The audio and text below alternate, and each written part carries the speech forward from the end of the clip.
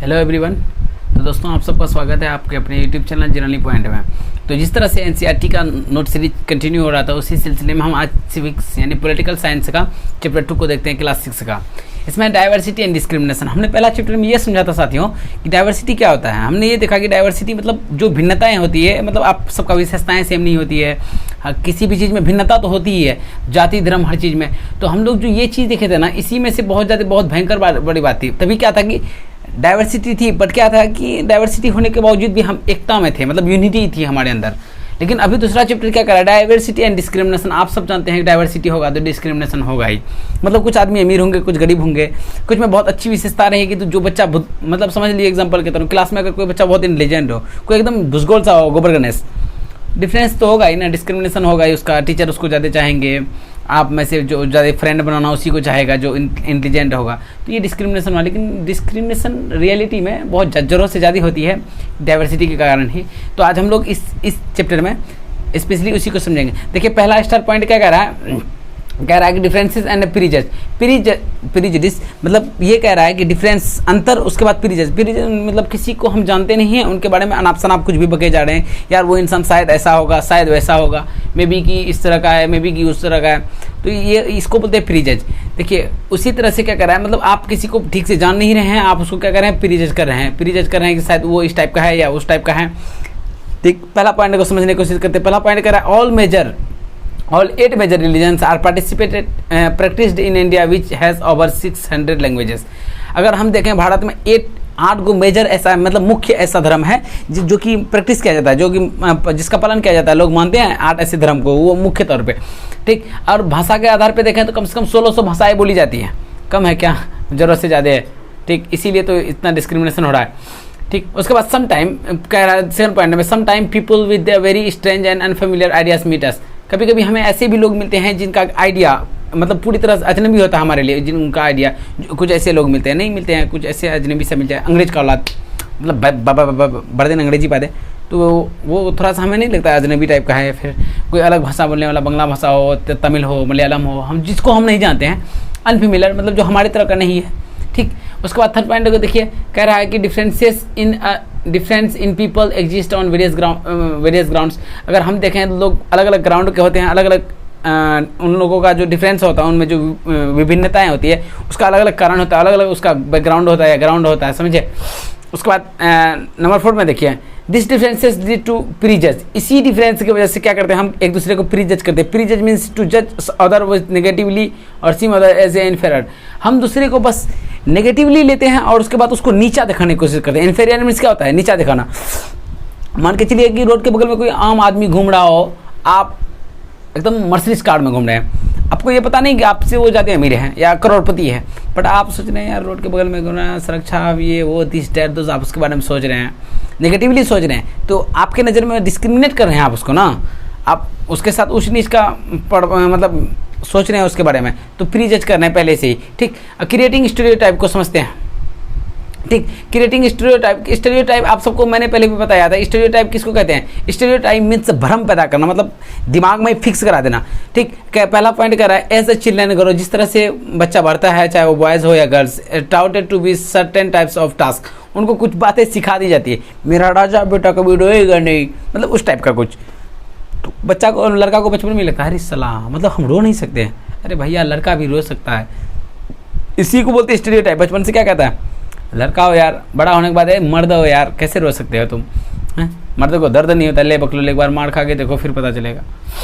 Second point देखिए, this are based on certain types of stereotype image. ये कुछ ऐसा सर्टेन टाइप मतलब कुछ ऐसे इमेज हैं जो कि फिक्स कराए जाते हैं। It means fix people into, कह रहा है it means fix people into one particular image, लोगों को किसी एक इमेज में फिक्स कर देता है। बताए तो थे कि सभी के घर में लगभग ये करता है, राजा बेटा मतलब मेरा बेटा को मतलब गिर भी जाता है तो अरे तुम लड़का हो यार, तुमको तो दर्द ही नहीं होता है, ले पकड़ कभी का, ठीक से मार कर को फिर पता चलेगा कितना दर्द होता है।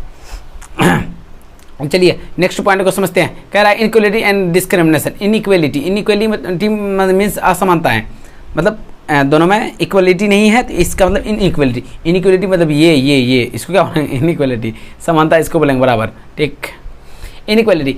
फर्स्ट पॉइंट कह रहा है discrimination happens when people act on their prejudice और स्टेरियोटाइप। डिस्क्रिमिनेशन तभी होता है जब लोग या तो किसी के बारे में जानते नहीं हैं, अजब सा बोलते रहते हैं, या फिर उसके दिमाग में स्टेरियोटाइप रहता है, बचपन से घुसा हुआ रहता है। लड़कियां बददिमाग होती है, घुसा देता भाई, चूल्हे तक ही रहती है।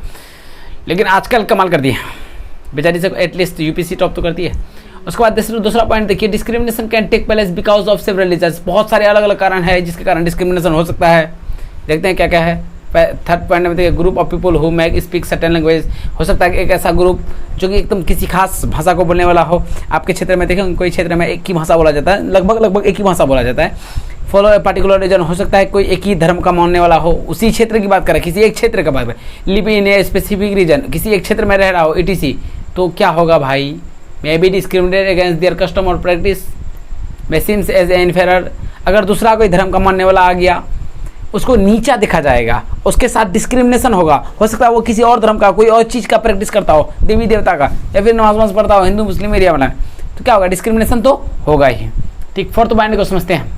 फोर्थ पॉइंट क्या है, पीपल में सफर डिस्क्रिमिनेशन ऑन इकोनॉमिक और सोशल बैकग्राउंड। जाहिर सी बात है, लोग हो सकता है अमीर गरीब की वजह से भी डिस्क्रिमिनेट होते हैं। ट्राइबल आदिवासी होने के कारण भी discrimination. Some religious group event particular in region discriminated against for one or more of this reason. हो सकता है कोई क्षेत्र में कोई पर्टिकुलर क्षेत्र का रहने वाला आदमी के साथ हम भेदभाव करते हैं। जैसे नागालैंड का आदमी आपके यहाँ आ जाए, आपके दिमाग में बचपन से क्या बताया गया है, भाई नागालैंड का आदमी सांप खाता है, ये खाता है, वो खाता है, तो पर्टिकुलर रीजन का आदमी को आप लोग बर्दाश्त नहीं कर पाएंगे। इसी को बोलते हैं डिस्क्रिमिनेशन। तो आगे देखते हैं दोस्तों। देखिए क्या कह रहा है, ऑन बीइंग डिस्क्रिमिनेट अगेंस्ट, कि कैसे किसी को डिस्क्रिमिनेट किया जाता है। First point, people are engaged in certain type of occupation. कुछ लोग एंगेज्ड होते हैं कुछ सर्टेन टाइप के ऑक्यूपेशन में, सर्टेन काइंड्स ऑफ जॉब और मोर वैल्यूएबल देन अदर्स।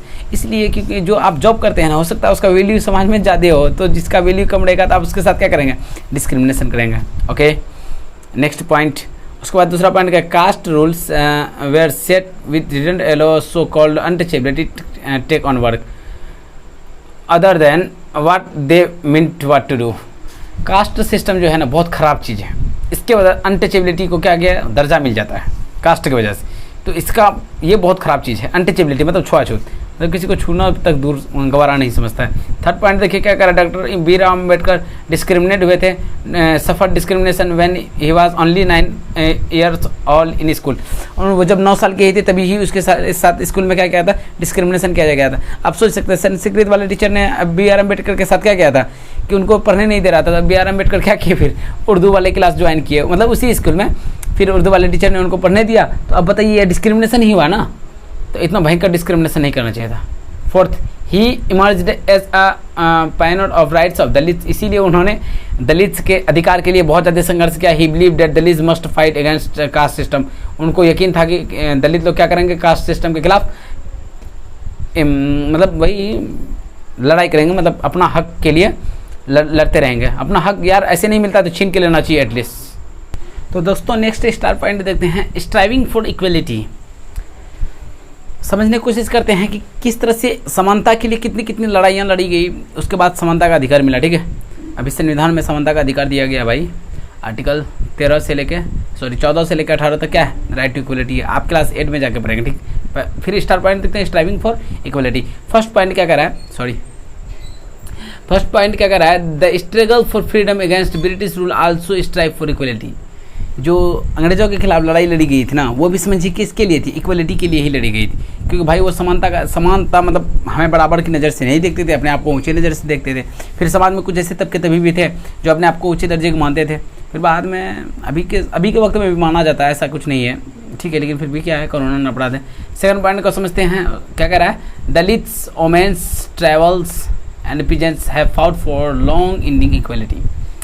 खास करके दलित लोग, उसके बाद महिलाएं, उसके बाद आदिवासी लोग, उसके बाद किसान लोग, ये लोग लंबे समय तक अपनी इक्वलिटी समानता का अधिकार के लिए बहुत ज़्यादा लड़ाइयाँ लड़ी गई। ठीक, आफ्टर क्या कर रहा है, आफ्टर इंडिपेंडेंस, थर्ड पॉइंट देखिए क्या कर रहा है, after independence the framers of Indian constitution aim to ending inequality. जब आज़ादी मिली तभी जो फ्रेमर्स मतलब जो कॉन्स्टिट्यूशन बना रहे थे, जो लोग लिख रहे थे, उन लोगों ने भारतीय कॉन्स्टिट्यूशन को इस तरीके से बनाया, इस तरीके का एम रख के बनाया, मतलब इस तरह का लक्ष्य रख के बनाया कि ये जो इक्वलिटी है ना समाज में, इनइक्वलिटी को क्या किया जाए, ख़त्म किया जाए। अगर इक्वलिटी खत्म हो जाएगा तो क्या हो जाएगा, इक्वलिटी होगी, समाज में समानता आएगी, ठीक है। उसके बाद देखिए नेक्स्ट पॉइंट क्या कह रहा है, fourth point, people we are allotted to freedomly to follow their religion. लोगों को ये इजाज़त मिली कि आप आज़ादी के तौर पे, मतलब आज़ाद होकर अपने धर्म को मान सकते हैं, किसी भी धर्म को, अपना कोई भी लैंग्वेज बोल सकते हैं, सेलिब्रेट कर सकते हैं, चाहे आपका कोई भी त्यौहार हो, कोई भी फेस्टिवल हो, एक्सपोज देमसेल्फ फ्रीली, अपने आप को खुल के एकदम एक्सपोज कर सकते हैं, लोगों तक बयां कर सकते हैं, ठीक है, संविधान बनने के बाद, ठीक, पहले नहीं थी ऐसा कुछ। पांचवा पॉइंट देखिए, to guarantee equality Indian become a secular state. Guarantee इस बात का यही है कि भारत एक क्या है, सेकुलर स्टेट है, समझे, पंथ निरपेक्ष। तो दोस्तों हम लोग अब ये नोट सीरीज का दी एंड हो गया। अब चलिए हम लोग सॉल्यूशन पे ध्यान देते हैं, ठीक है, वेलकम है। अब हम लोग सॉल्यूशन पे ध्यान देते हैं, ठीक। कह रहा डाइवर्सिटी डिस्क्रिमिनेशन, अगर पहला आप देखेंगे तो क्या पहले में मैच द फॉलोइंग है, वो आप खुद से कर लीजिए, ठीक है। उसके बाद नेक्स्ट हम लोग देखते हैं क्वेश्चन जो दिया गया है उसका आंसर को देखने की कोशिश करते हैं। तो देखिए पहला वाला क्या था, आई थिंक दूसरा वाला क्वेश्चन क्या कर रहा है, how can the stereotype that a girl bond on their parents affect the life of A daughter. किस तरह से लोगों के दिल में जो ये भ्रम है कि लड़कियां बाप के ऊपर या पेरेंट्स के ऊपर क्या होती है, बोझ होती है, ये किस तरह का भ्रम है जिसके कारण लड़कियों की जिंदगी में बहुत बड़ा प्रभाव पड़ता है, इसके बारे में लिखने कह रहा है, ठीक है। Imagine this situation and list at least 5 different effects that this stereotype can have the way daughters to get treated in the house. आप इस सिचुएशन को खुद सोचें, इस सिचुएशन के बारे में। जब ऐसा सिचुएशन होता हो, किसी के दिमाग में ये भ्रम पैदा किया जाता हो कि बेटियां क्या है, बोझ है, तो उनके लिए घर में उसका किस तरह से उसको ट्रीट किया जाएगा, आप सोचिए जरा सा। इसीलिए तो दूसरा क्वेश्चन जो है उसका आंसर में क्या है दोस्तों, तो दूसरा क्वेश्चन का आंसर में क्या है, ये जब ये क्वेश्चन है तो उसका आंसर देखिए, व्हेन स्टेरियोटाइप पीपल थिंक, क्या कर रहा है, when stereotype people think that a girl is bond on parents, जब एक लड़की के ऊपर बेटियां बोझ होती है, किसी लोगों के दिमाग में ये भ्रम रहता है, effect the life of girl in following veg, लड़कियों की ज़िंदगी में बहुत सारा अलग अलग तरीके का बहुत अलग अलग तरीके का लड़कियों की ज़िंदगी में उसका अलग अलग तरीके से प्रभाव पड़ता है, यानी बच्चियों की ज़िंदगी में, ठीक। She doesn't have access quality of education, उसको अच्छी तरीके का शिक्षा नहीं दी जाती है। She doesn't have the access to proper health care and nutrition, उसको उसका हेल्थ और न्यूट्रिशन के बारे में ज़्यादा ध्यान नहीं रखा जाता है। The chance of her becoming an independent her self related, इसको मत लिखिएगा, ठीक, रहने दीजिए। उसके बाद दूसरा वाला क्या कह रहा है, see deprived on love care and attention, वो भी इस चीज़ से वंचित रहती है, उनको उतना प्यार मिले जितना प्यार बच्चों को मिलता है, ठीक। उसके बाद इसको रहने दीजिए, आप 4 पॉइंट लिख लीजिएगा, ABD, इतना लिख लिए काफ़ी है, ठीक। अब देखते हैं तीसरे नंबर पे, सॉरी तो आप लोग इसको अभी मत लिखिएगा, ठीक। उस ऊपर वाला देखते हैं 3 नंबर का क्वेश्चन में क्या कहा, how does a constitution say that with regret of equality what do you think it is important for all to be equal, क्या ये जरूरी था इक्वलिटी को लाना, ठीक। तीसरा नंबर का क्वेश्चन का आंसर यहाँ तक लिख लीजिए, यहाँ तक खल्लास। उसके बाद दोस्तों यहीं तक आपका नोट सीरीज खत्म हुआ, सॉल्यूशन का ये पार्ट आप लोग क्वेश्चन आंसर में लिखेंगे, उसका नोट सीरीज को नोट वाले कॉपी में लिखेंगे। थैंक यू, आप लोगों का प्यार देने के लिए बहुत बहुत शुक्रिया, थैंक यू।